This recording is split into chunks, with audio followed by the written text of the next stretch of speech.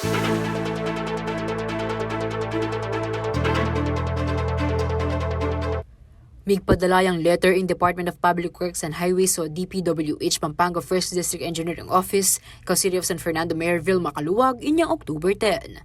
Laman na niti ang maging resulta ng karelang ocular inspection o assessment kareng atlong steel flyovers. Ing San Fernando flyover eastbound and westbound, apakatalakat king Jose Abad Santos Avenue king Meki intersection, ampo ing Lazatin flyover. Kasalungsungan lakanong mika ka natural deterioration deni, uli ring daralang mga ragul at mga bayat asakin. Apansin ni lately, kung ang ating traffic, makapile up na rin yung truck, kitang stretch na rin kay sunod-sunod la, which is delikado. So, kaya kasi pigaga kami, nung yan naman yung mag-collapse, rendas na po, biya ng tao rendas na. At bang pisabihan ni posibleng maging solusyon kaniti, metong a consultative meeting kambering stakeholders ng syudad, ing penagkat ng Mayor Kaluwag ing Tiburcio Hall, Heroes Hall, Miyerkules, October 18. Yung masanting naman ng meeting mo, pinitang makalungkot a part ka rin, itang maluwat yung solusyon. Kasi naman kasi overnight in solution kene. Kasi gawala pang engineering intervention. Uling balutan na maretang flyover tamo, man talaga makanita. Sabi natin, serenenan din it's supposed to be pilal lang Banwareta, 16 years na lang So it's supposed to be talagang dapat mapalitan nila talagang permanente at matibeng kay.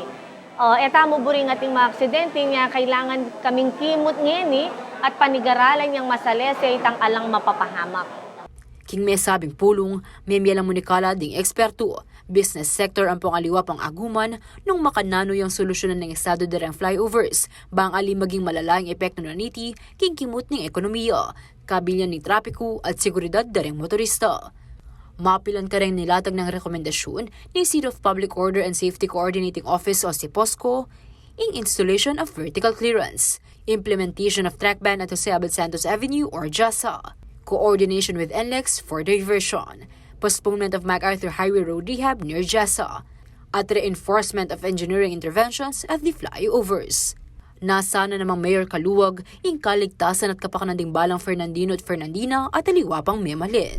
Siyempre, burita mo safety, gagamit tamo kanyan paralan, gagawa tamong paralan, talagang ating masasakripisyo kanyan ding magnegosyo tamo rugo keni, anya, eta naman tantong mag-track ban, gawa tamong paralan na mag-move pa rin yung karelang negosyo, mupin, nakalupain dati nung itang operation ng 100%. Yung 100 lang trucks dan dadalan everyday, maging lang mapitnala. Kareng munikala rang solusyon, lakwas la kanong miapektuhan ding trucks. Mong miapektuhan talaga kening ring trucks, Oning, maragul lang, patsemegre route lang kasi, taneng traffic. Expect the worst traffic. Pinitaan niya, pinpakis sa biyantala, rin kaya katamong negosyanteng like, ring may apektuan, din Coca-Cola, pong kaya ganyan, na talagang kailangan dang mamawas sa ken. Mamawas truck at dumalan. Pinita, trial and error ta kanya, nung sumagid na ning pinitnata na rin dadala na truck, matraffic pa rin, and then gawata na naman, another option. Bukod naman king pamamawal ka ring heavy vehicles na dumalan ka ring tete at inyaman ka nung panigaralang long-term solution in public works. So, in solution po, atin tamong long-term na ongoing naman ngayon kayong national na palitan lareta, igawan ng permanent, kaya mo makanyan kaligwa itang lalo na yung funding. Medyo multi-year yung gawan ng balo. Kayong regional office silang kaya bedang mag-study kanita. Manyadla naman karong King Central Office, bang may down muna mag-inspection kareng tete. Siguro, manyad kaming South King Central Office, kareng Project Management Office, Bridge Cluster, pa-inspection nila, no mga nano lang tibe pa. Pero, depende mo rin nung agyudo pa o alina. It will magkaya mo rin nakwata mo itang karelang recommend nung nano maging recommendations na. Agpangking businessman at countryside development advocate ay Rene Romero, maragol epekto alimukin traffic flow nung alipat iking ekonomiya at operasyon ding negosyo king paligid ding tete. Minyawad yan namang timeline ni king DPWH, banta ka nung apya dyan ng business operation ding establishmento. At least nung ating timeline, nakapamlano ka. Pero nung kalang timeline, mo ba, lunong ka na ano. Kalupa na itang metong may membro, Vince Garcia, itang king Chef Baboy, ang pong Rainforest Kitchen. Plano ng mamusning adon tindahan, Kenny, restaurant. O nga na, sa pamo nga na. Ipanayin ko na yung pamo sa alesay, kaya nga na. So, buriya na sabihan, that's only one. Buriya na sabihan, milalako yung investment sa Fernando. Pati siya milalako yung investment sa Fernando, milalako la obra rin tao.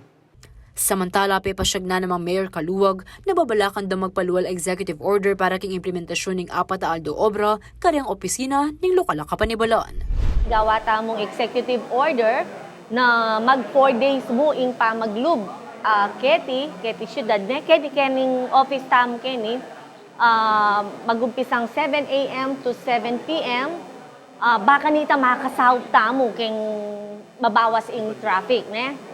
Magpayaw siya naman kanong meeting ikaluwag kambering Multi-Sector Governance Council. Bang may pasang omnibus resolution ang mag-request agawa na lang konkretong tete ding steel flyover areti. Isabi kayong Mayora nandin, Mayor Vilma, na maus yung mag-convene yung MSGC, Multi-Sectoral Governance Council. We will come up with a resolution nung pwede, with urgency, mag-request mong i-retrofit patakay ganita nung pwedeng bilisan dyan na proseso para itang kasalukuyan tete ngayon, ipalitan tayong permanent tete, which is concrete na ganita. Kayabe, Art Consuelo, ako ingke kayong talasuyo, Liana Kanilaw, ating pusong makabalin.